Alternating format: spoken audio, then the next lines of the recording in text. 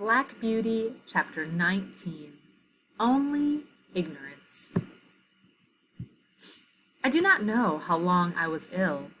Mr. Bond, the horse doctor, came every day. One day he bled me.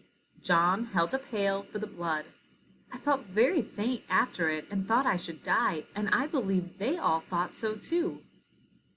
Ginger and Merrylegs had been moved into the other stable so that I might be quiet, for the fever made me very quick of hearing.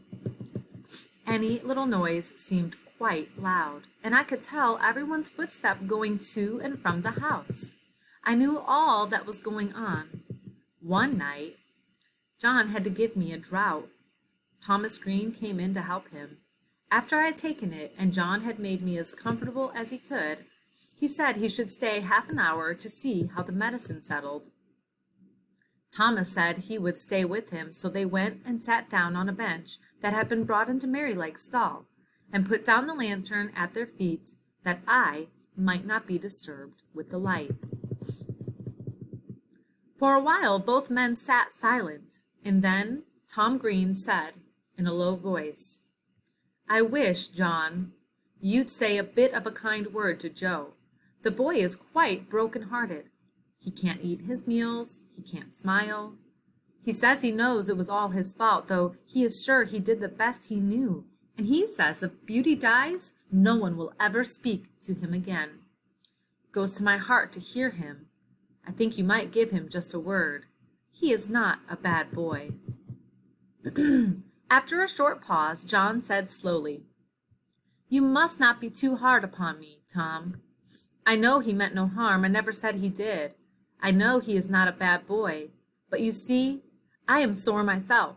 That horse is the pride of my heart, to say nothing of his being such a favorite with the master and mistress, and to think that his life may be flung away in this manner is more than I can bear. But if you think I am hard on the boy, I will try to give him a good word tomorrow. That is, if Beauty is better."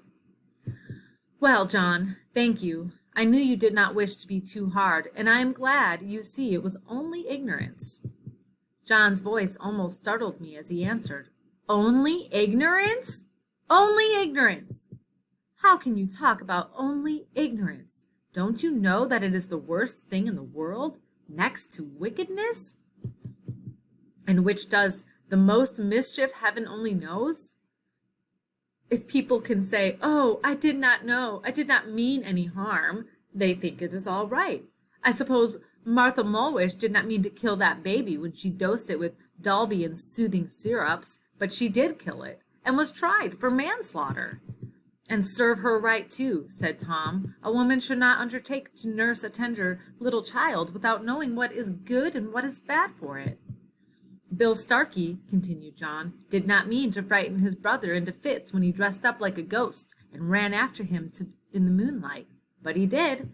And that bright, handsome little fella that might have been the pride of any mother's heart is just no better than an idiot, and never will be, if he lives to be 80 years old.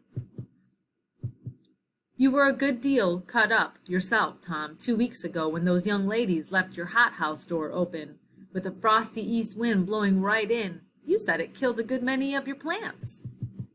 "A good many," said Tom. "There was not one of the tender cuttings that was not nipped off. I shall have to strike all over again, and the worst of it is that I don't know where to go to get fresh ones. I was nearly mad when I came in and saw what was done." "And yet," said John, "I am sure the young ladies did not mean it. It was only ignorance." I heard no more of this conversation, for the medicine did well and sent me to sleep, and in the morning I felt much better. But I often thought of John's words when I came to know more of the world.